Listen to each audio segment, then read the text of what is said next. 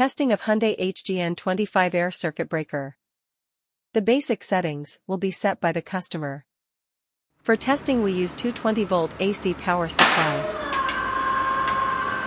First we trip the breaker manually.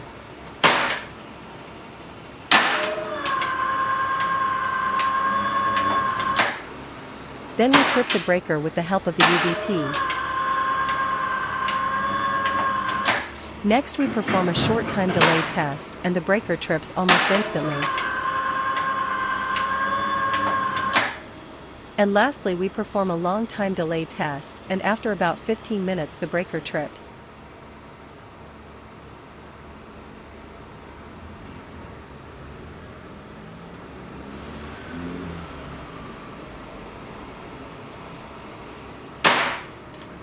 It is now clear that the ACB air circuit breaker is working successfully and is ready to be delivered to the client.